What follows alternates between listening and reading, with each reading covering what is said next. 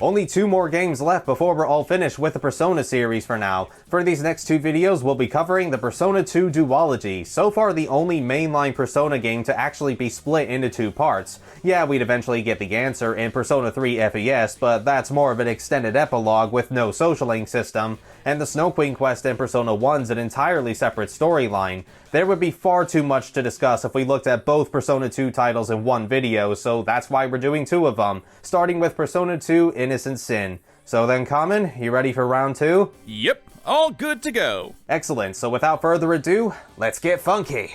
Wrong game, dude. Ah, damn it. Yeah, I think the more appropriate thing to say would have been, it's whoop-ass time! Oh, you're right. God, I'm bad at this. Yeah, don't worry about it. You'll get it next time. You think so? Oh, maybe.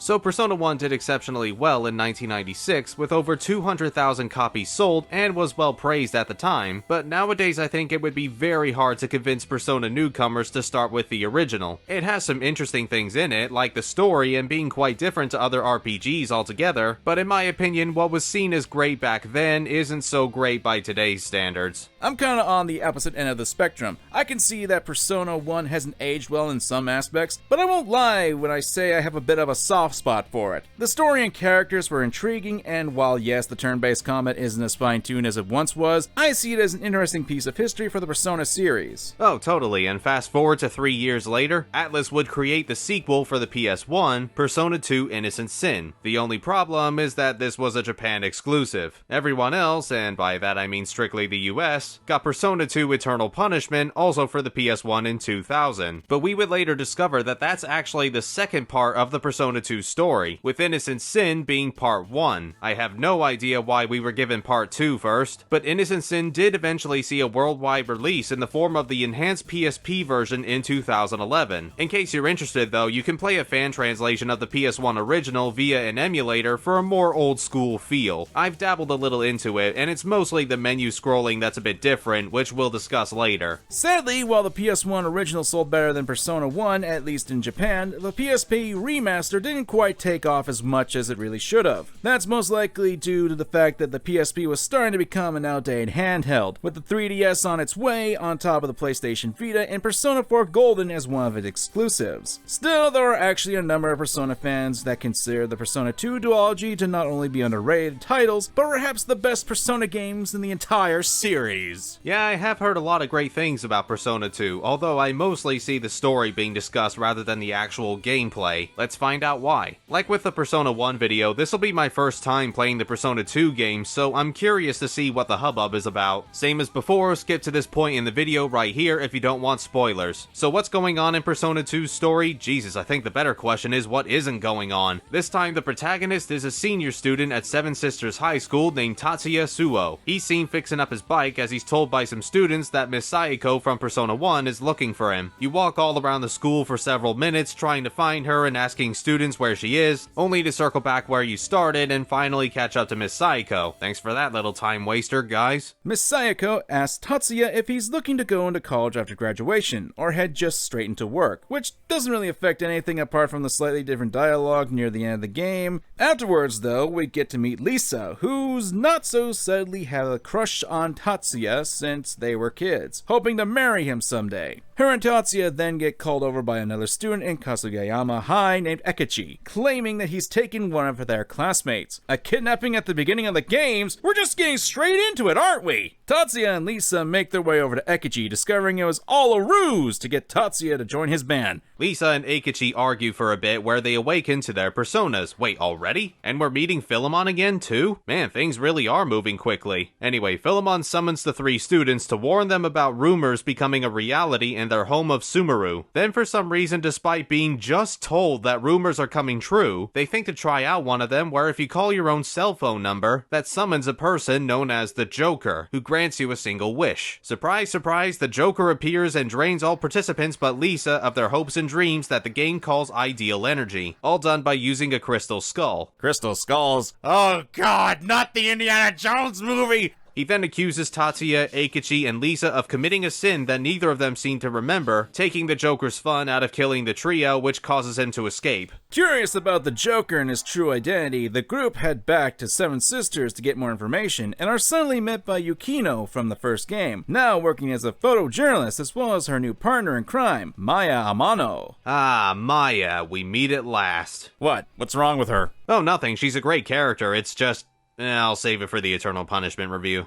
Okay. Anyway, Yukino, as we already know, is also a Persona user, but so is Maya, as they show off their abilities when the school becomes invaded by demons. As the team of 5 try to locate the Joker to stop any more rumors becoming real, they clash swords with his cult named the Masked Circle. Ooh, fancy. Where the 3 executives are each assigned a crystal skull to gather more ideal energy. These executives are Prince Taurus, a record producer that brainwashes Lisa's girl group to do his bidding, Lady Scorpio, a former Seven Sisters student who's been brainwashed herself, and King Leo, who's just a frickin' nutjob who also happens to have the same name as Tatsuya, but his surname has a D in it to make things more confusing. As our heroes take down King Leo and Prince Taurus, they're told by another Maya Okamura, Lisa's homeroom teacher, aka Miss Ideal, informing them that they're gradually fulfilling this prophecy of sorts known as the Oracle of Maya, as written in an ancient tome called the Inlakek that was left by aliens. Wait, what? You following this so far? Good, there's a test afterwards. Before the meeting started, though, Maya Amano comes back after mysteriously disappearing, but she seems more cold this time, and her eyes have become golden. Okay, I think it's pretty damn obvious that's not the real Maya, but no one else has figured that out yet, so just play along. Anyway, Lisa's now beginning to remember the sin that Joker told them about, asking everyone to come with her to the town shrine. Once they head there, Philemon contacts the characters again to go to Mount Iwato, the caverns beneath the shrine, and this is where things get really grim. Before we get into that though, can I just quickly say how much I love the small touches they put with Shadow Maya during fights? They fully committed with the glowing eyes in her battle portraits, and if you try using her to contact with the enemies, she always flat out refuses, like hell no, I ain't doing squat. Which is kind of annoying for gameplay purposes, but that's such a charming detail I can't stay mad at it. Sorry, got sidetracked there. As you explore Mount Iwato, the characters are shown various flashbacks to 10 years ago when they were kids, where Tatsuya, Eikichi, Lisa, and another boy named Jun not only play the Persona game, like the cast in Persona 1 did, but they also created their own little group coincidentally called the Masked Circle. This was a way of escaping their troubles at home while also wearing Featherman masks at all times, never showing their true faces. Maya happened to be part of their friendship circle as a sort of big sister to everyone, but one day she announced that her family was moving away, which caused the kid to lock Maya inside the shrine so that she didn't go anywhere. You know, as you do. Tatsuya was wholly against the idea and ended up locked in with Maya. However, when Jun, Lisa, and Eikichi came back the next day, the shrine had been burned to the ground, believing that Maya and Tatsuya were dead. Lisa had her dad call the police though, and was told that no bodies were found in the wreckage. After finding out the truth, Shadow Maya shows her true colors by attacking the group, wanting them to suffer as much as she did. But the real Maya appears at the last minute, revealing that the fake was a spy for Joker. Speak of the devil, Joker teleports himself into the scene, pissed off that his plan didn't work, and Maya figures out that he's actually their friend Jun. Jun still believed that Maya had died in the fire and that his other friends should be punished for suppressing those memories, while also making people's wishes come true as the Joker. He escapes for the time being, and after dealing with Shadow Maya, Philemon summons everyone back again to evolve their main personas and transports them outside of the shrine. But no time to relax, because the Masked Circle are now under attack by the rumored last battalion in the same place Yukino's boss is getting a scoop. She has romantic feelings for him too, so if anything happened to him, she'd be completely distraught. Oh, and the last battalion taking over Subaru would be bad too. Say, who exactly are they anyway? Well, let me ask you this, Josh. Have you ever wanted to play a Persona game where you fought Nazis?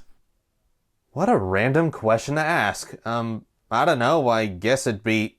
Wait, they're not. Oh, yes they are. The last battalion are basically Nazis. They've got the uniform, they speak in thick German accents, and look, they even have the Hitler salute. You know what else though? They're led by a man known as the Führer. You want to take a guess on who that is? They didn't. Oh yes, take a look for yourself, my friend. If you want answers, you must defeat me.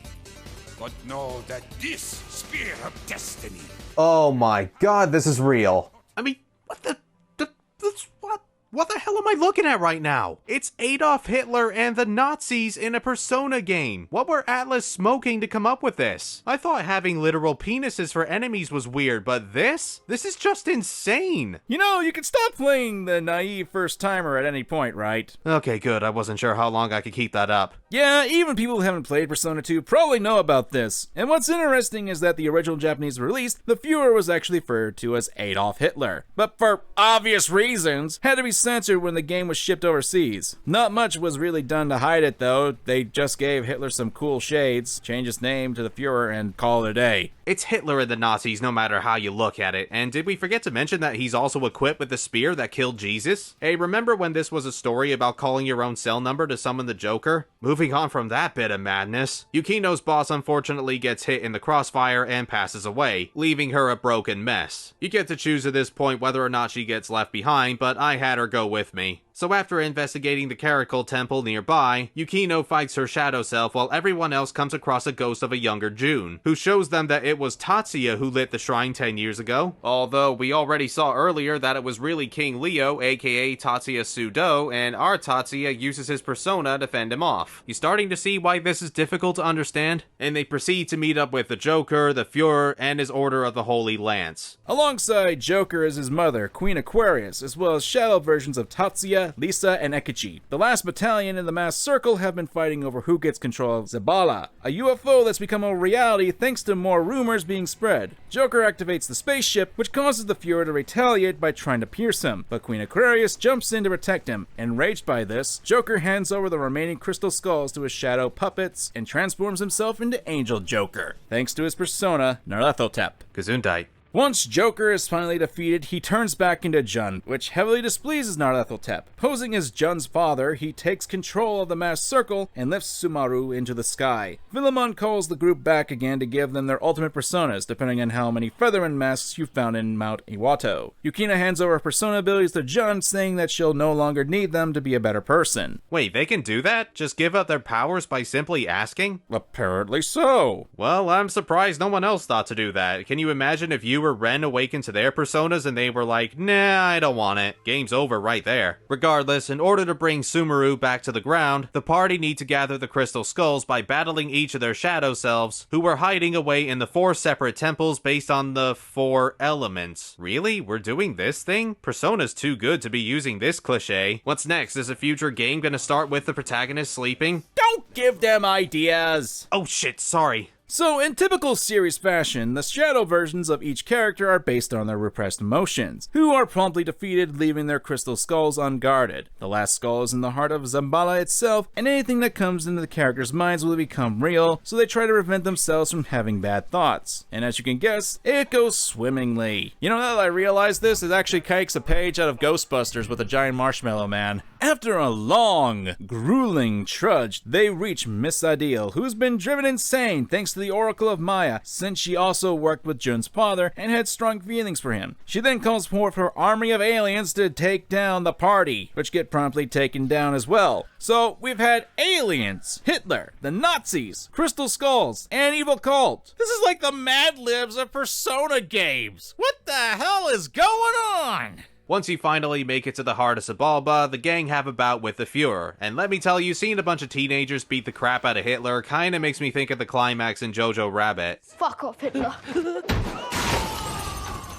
Well, after he's dead again, Nyarlathotep shows up to take them on himself in one last battle, which is a hell of a long fight that I almost lost, but just take your time and think things through, you'll eventually win. Mr. N is beaten, to which Philemon then appears out of nowhere, explaining that from what I understand, he and the Crawling Chaos himself have certain roles for driving mankind to their destiny based on their feelings. Philemon manipulates humanity through positive energy, while Nyarlathotep does it through negative energy. It was all merely an experiment to see which of the two would be more beneficial. Miss Ideal then suddenly materializes, stabbing Maya with a holy spear and unable to heal her wounds for losing too much blood. The Oracle of Maya is fulfilled and the entire world is completely destroyed except for Sumaru. The heroes basically lose. But when Miss Ideal and Mr. N vanish, Philemon tells the party that they can reverse everything that's happened by erasing the day they all met during their childhoods, though if they remember that moment at all, then the world will remain kaput. Everyone agrees to do so, saying goodbye goodbye, but swearing to meet each other again someday. Though just before Tatsuya leaves, he can either choose to thank Philemon or punch him in the face, which is what I did. Doing that reveals Philemon to be another version of Tatsuya that as of now I have no idea why he is. Nevertheless, a new timeline is born where everything seems to be going for the better, but the friendship that was formed has been forgotten. Although there could be a chance the characters will meet again, as Tatsuya and Maya accidentally bump into each other at the train station, ready for part 2. What the hell, man? I don't even take drugs and I feel like I've been tripping on acid. It was very hard to write this summary in a script. Innocent Sin's plot is extremely complicated and utterly bonkers to boot. I'd argue there's perhaps too many story threads going on at once. We didn't even mention half of the crazy scenarios in this game, like the burning museum where you have to rescue kids in a time limit, or this cosplayer girl that has next to no bearing on the narrative aside from one boss fight and a couple of scenes afterwards. I shouldn't forget to mention Maya's best friend Ulala, and yes, that's actually her name, who also seems to be a Persona user, but she never joins the party until Eternal Punishment, so I guess this was supposed to be some kind of teaser. I wish Innocent Sin just focused a bit more on one thing at a time or cut a few things out. Like maybe keep the whole Joker fiasco and mix it in with the Mount Iwito flashbacks. The flashbacks were undoubtedly the highlights of the game for me, as you watch the characters come to realize what they've done and see how they react to it. Actually, while on the subject of the characters, this is a surprisingly good cast we have here. These guys get way more screen time than the characters in Persona 1 did, and each of them are given a few moments to reflect upon themselves. I didn't think I would like Lisa at first, or Ginkgo as she's eventually nicknamed, due to her massive crush on Tatsuya that's almost at stalker levels. I thought that was all there was going to be to her, and I'd get tired of it very quickly. But no, that actually doesn't happen too often. She does take time to think about herself once in a while and be a stronger person altogether. I had similar first impressions with Eikichi.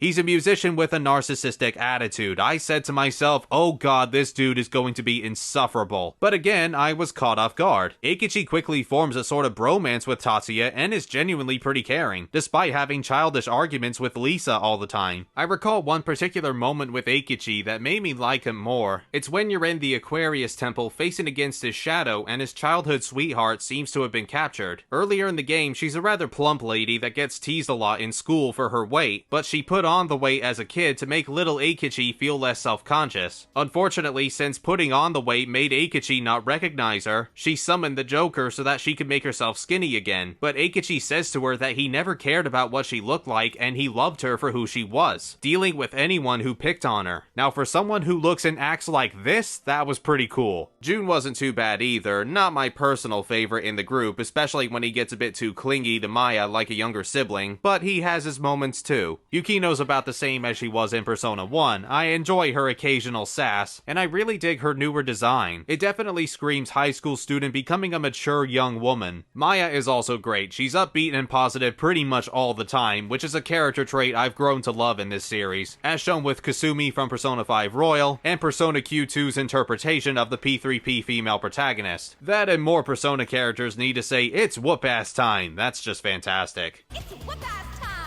However, there were a couple of times I thought Maya was maybe a bit too upbeat and positive. I know that's gonna sound weird, but I didn't count that many times where Maya was angry, sad, or frustrated. Even the other two characters I mentioned had their moments where they looked like they just wanted to cry. The only time Maya shows any sign of weakness is when there's a huge blaze of fire in front of her, which becomes more obvious as to why later in the game, and in a rare instance she'll talk to someone about how she truly feels about a given situation. These are interesting moments, but when the characters are in dire circumstances like getting themselves stuck in a bomb shelter that's rumored to have no exit and Maya's still telling everyone to keep positive, it just makes me want to say to her, you know, Maya, it's okay to freak out even a little. Lastly, I'd like to talk about Tatsuya himself. Giving personality to a silent protagonist can be extremely difficult, but I think they've done a better job with him here than with Naoya from Persona 1. Tatsuya can not only be a bit silly when it comes to contacting demons, such as doing various impressions, but he's also the only protagonist in a mainline Persona game to have different character portraits to express himself, which not even the later games do, and I'd really like to see that return. They give me a good idea as to how Tatsuya is currently feeling without having to utter any dialogue. I question the options given to the player sometimes, like choosing to slap Maya out of a mental breakdown instead of keeping her calm, but Tatsuya is not a bad protagonist overall. Personally, I always did find the cast of Persona 2 to be a very interesting one. Not only do we have ourselves the very first gay relationship that you could have in the Persona series with Tatsuya and Jun, but also quite a few new avenues. While Tatsuya himself isn't actually, a speaking character, he does have a personality, and it's actually reflected pretty well with his fire abilities, considering that he has his own past, he has his family, and in the sequel part we do learn more about him, so that's actually pretty cool. Although my favorite character would have to be Ekichi, because I just really love his design. It's really just out there, and yet it's so mundane at the same time. One thing I did really enjoy about this is actually all the father motifs going on. Like, if you go throughout the entire game, you'll see that every character has some issues with their father. Like with Ekichi, he has his father who wants him to take over the business. You got Lisa Silverman's father who is trying to make her into a proper Japanese woman. Jun's father, well, I think we already established what he's got going on there. And then there's also Maya's father, who is basically the light in her world. And for Tatsuya, well, he doesn't really have much of a father thing, but it's actually reflected very well if we keep going on, especially when we learn more about his brother in the next game. As someone who does like the father thing going on in these sorts of games, I found it to be very interesting when I first played it. And when I came back to this video, it was nice just to get a refresher on that. I also like how the Persona 2 games bring back the cast of Persona 1, even a few of the minor characters. Some of the original team require a bit of exploration to find, but characters like Ellie are woven into small parts of the story, and of course we have Yukino joining the party pretty early on. Persona 2 has more voice acting than the original as well, usually just before a boss fight, and it's pretty well done, though I was distracted by Troy Baker's performance as Eikichi. The PSP version of Innocent Sin came out slightly before Persona 4 Golden, so I guess he was still stuck in his kanji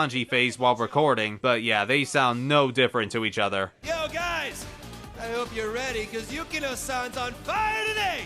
The graphics and presentation certainly help drive the story and characters home. This looks way better than Persona 1 did. We really didn't talk about it in the previous video, but while Persona 1 looked okay for its time, it's still a bit stilted compared to these other games. Characters still had the same expressions throughout the entire game, and Persona 1 as a whole just appeared a little rough around the edges. In Persona 2 though, for starters, Tatsuya is not the only one with expressive portraits. Every main character has their own set to portray their own feelings. I do love Ekichi's portraits, they are very over the top. The game still uses 2D sprites, which are more detailed than last time, and the perspective is now in third person with a working camera. This gives players a much clearer view of their surroundings, and even the map system isn't quite limited as it was before. No longer need to explore every square inch. We should probably talk about the actual gameplay now. It's overall similar to the first Persona, but there were some notable changes made to make the game much better and faster. First, you don't have to place party members along a grid anymore. Thank God! And the camera moves as you and the enemies act in battle. They're minor additions, but they do make the enemy encounters a lot more exciting. Unfortunately, the random encounters themselves are still as high as they were in the original Persona. Although you're free to roam around the overworld this time without enemies getting in your way, so at least there's that, but yeah, it continues to be pretty annoying. Once again, you are able to skip battle animations at the push of a button, but unlike in Persona 1, where it simply stopped the personas from being summoned, it stops all animations in Persona 2, which definitely makes the battles go much faster, but it's kind of boring to watch as a result. Kinda reminds me of Pokemon when people turn off those animations as well. Menu scrolling is still a bit of an issue too. I kinda like how you can arrange the order for who acts first in battle, and seeing who's gonna start their turn next was incredibly helpful to me. However, I again find myself spending longer than necessary setting up everyone's moves, which causes me to keep using the auto battle system, now with no gun option, as Persona 2 has removed guns entirely, so the party needs to rely on melee attacks and spells. Like in the last game, Personas had different affinity with certain party members, and earning that Persona skills require you to keep using whatever you currently have over and over again to increase their affinity rank. Not a fan of how the multi-target spells now only affect one group of enemies, except for a select few. I don't know why that was changed when it was fine in the original, though maybe that was done to put more emphasis on the fusion spell system, and goddamn, I love Persona 2's fusion spell system. By equipping specific spells and using them in a specific order, you can perform different super spells to deal more damage, some only focusing on one target, while others target all enemies, not just a single group. The catch is that the spell doesn't activate until it's the last person's turn, so say you want to cast a fusion spell needing 3 characters, the first 2 will spend their turn getting ready, while the third person unleashes the spell. It's a high-risk, high-reward tactic, as the enemy could inflict a status ailment onto one of the necessary party members, or straight out kill them, canceling the fusion spell. It's your choice in the end. Do you want want to ensure that each party member will get a chance to attack? Or do you want to wait a little longer and potentially hurt the enemy even more? This is probably the closest you'll get to having all-out attacks in a much older Persona game, and there's a crap load to try out. The only problem with fusion spells is that unless they're cast by accident, you're not going to know what spells are needed in order to pull them off, so you're going to have to look them up online if you want to expand your repertoire. Luckily, after casting them for the first time, they'll be in the menus for greater ease, but there's no way you're going to know all of them when you first play the game. Because fusion spells require multiple characters to activate, this is a great way to rank up their personas more quickly. And if you end the battle with a fusion spell, there's a chance that the persona will enter a mutation stage, affecting them in multiple ways, including gaining a couple of ranks, increasing their stats, learning a hidden skill, or changing to a completely new persona via the Velvet Room. Fusing personas in the Velvet Room is also done somewhat differently. The contact system is back, and it works pretty much how it did in Persona 1. Enemies have 4 emotions, and you need to make sure that they're on your side, but instead of earning spell cards by making them eager, they now give you multiple tarot cards, where by gathering enough, you can have eager fuse a persona of that particular arcana. Making the enemies happy has also changed so that you can form contracts with them, as long as you're at the appropriate level. By doing this and making them happy again, you can ask them to give you money, items, or any information about other enemies. Though that last one only works so rarely, it's almost pointless. All it is that certain personas will have a skill no other persona has, but you don't need any to finish the game, and most of the time the enemies will have no information for you whatsoever. Not helping is the fact that the characters can now carry only one persona at a time, which means more menu scrolling in every instance you need to heal after a battle, and then switch back to the persona you were using. Contacting enemies is sadly still pretty monotonous, even with the new animations to make it more interesting, and the ability to have multiple characters talk to the demon for a better chance of pleasing them. You can lower the tedium a bit by forming contracts with demons, and then making them eager afterwards to earn free tarot cards, which can be converted to any arcana you want thanks to this painter in the Velvet Room. However, like Kamen said, you have to be at the right level for them to make you an offer in the first place, which either means grinding, or just waiting until you meet an enemy of the arcana you're looking for, not forgetting that you may only hold up to 3 contracts at a time. I overall have mixed feelings about this newer fusion system. It's easier than having to constantly be at the same level as the enemies like in Persona 1, but the amount of tarot cards you need to create a single persona can often be too high. To add salt to the wound, enemies don't give many tarot cards at the start of the game, only gradually acquiring more as you speak with tougher foes, so that would be a lot of card grinding early on if you want to switch personas. I welcome the changes, but the process of having to talk to the same demon over and over again to accumulate enough tarot cards for just one persona is a massive time waster.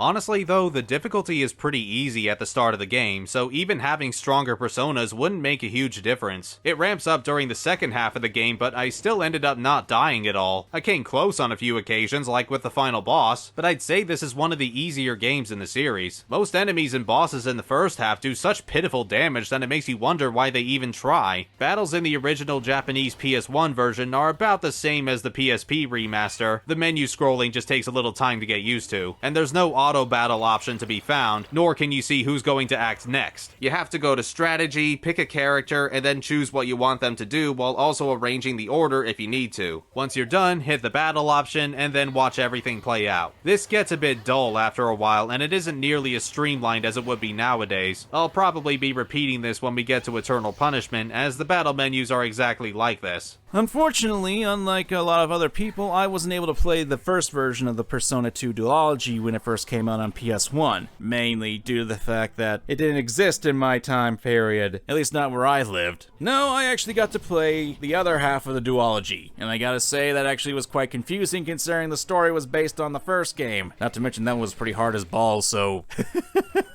Dungeons in Persona 2 can be kind of hit or miss. Some of them aren't so bad, but the second half of the game loves to put you in dead ends. It has a strange fetish for trap doors. Seriously, they're plastered everywhere, and you can't see them until it's too late! It's a good thing you can save anywhere this time, because that'll save a lot of backtracking. The main issue with the dungeons, though, is again due to the random encounters being so high. This might be because you use Estoma to reduce the encounters. You'll see that most of the dungeons are actually kind of small and won't take long to complete. easy. I did that for the 4 temples near the end of the game since the enemies were all the same levels. I had to go through the first one as normal, but the other 3 were a total breeze because of the Estoma skill. I mean, I'm not complaining, it was just kind of a weird feeling. At least I could hear the Taurus temple music without interruptions. I have no idea why, but I really like this piece. It's atmospheric in the right ways, and I'm glad I didn't choose this temple first.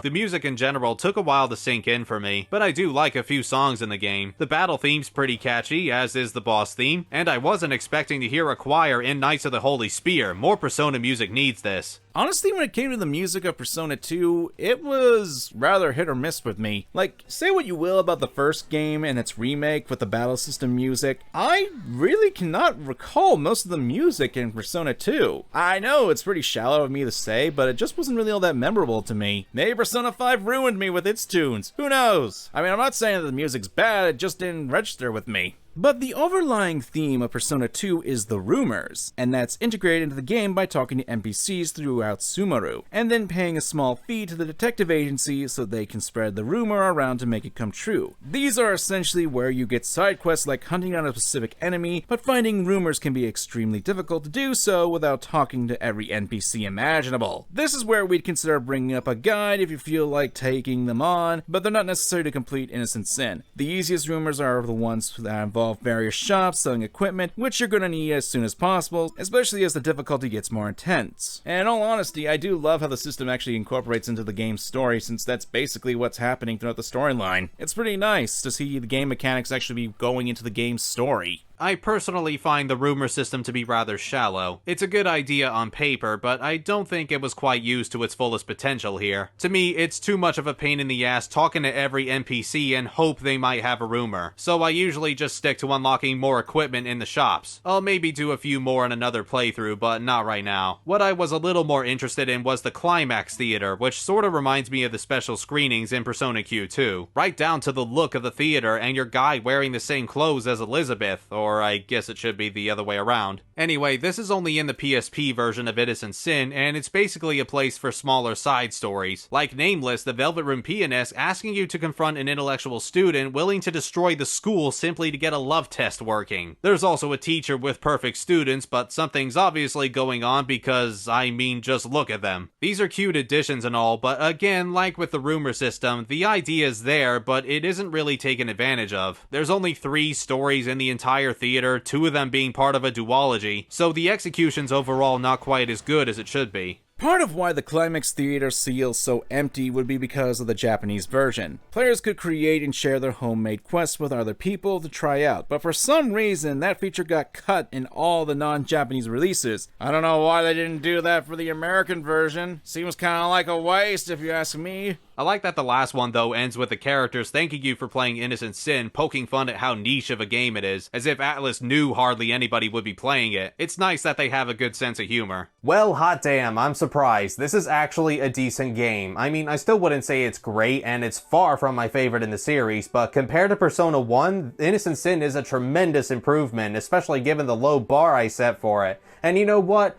I can see myself replaying this game someday. Maybe not right away, but certainly in the future. Innocent Sin ain't a masterpiece by any means, and I wouldn't say play this as your first Persona, but I would at least recommend giving it a look if you're already a fan of the series. I'm kinda glad I played the original Persona first, because I wouldn't have appreciated Innocent Sin as much as I do. I think the turn-based combat is a lot better, the characters are interesting and likable, and yes, the story is complicated and batshit crazy, but I'll certainly say it sticks out from the other games. There are still some problems, no doubt about that. In fact, even a number of Persona 2 fans aren't that big on the gameplay, so it's a tough one to get to grips with. You're going to need some patience if you want to get through Innocent Sin. Not as much as the first game, but it will be necessary. Which is why I think alongside Persona 3, Innocent Sin desperately needs a remake to make the experience even greater. It wholeheartedly deserves one. If you think you've got the patience though, then by all means give it a shot. There's bound to be something you'll enjoy in it. To reference Innocent Sin itself, spread the love around, and each person that plays it will make Nameless a happier man. When it came to Innocent Sin, my only experience would be with the PSP remake for it. And unfortunately, like I said before, I never got a chance to play the original PS1 version. Don't get me wrong, I do love Innocent Sin. It is actually a really good solid Persona game, and I would actually consider it better, especially if we're just comparing the PSP remake. I do think it has a lot more polish, and I do think it does a lot more with its story than what people give credit for. And hey, I can even admit that some people do say that it is actually a really good game, and I can agree with that. I do like the imagery going on here, and although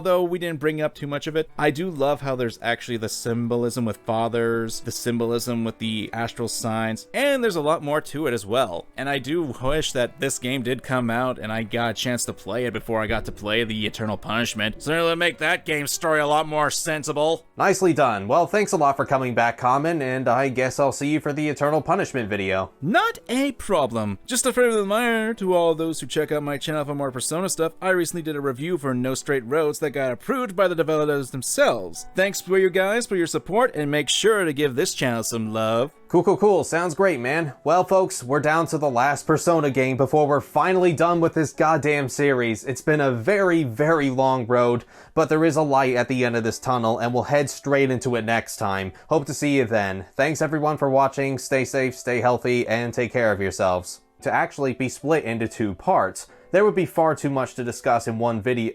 Wait, is that right? Oh no, I skipped a bit. But we'll head straight into it next time. So I hope to see you then. Damn it. Her and Tatsuya then get called over by another student in Kasuyama High called discovering it was all a ruse to get Tatsuya to join his band. It was all a ruse! I can't help it.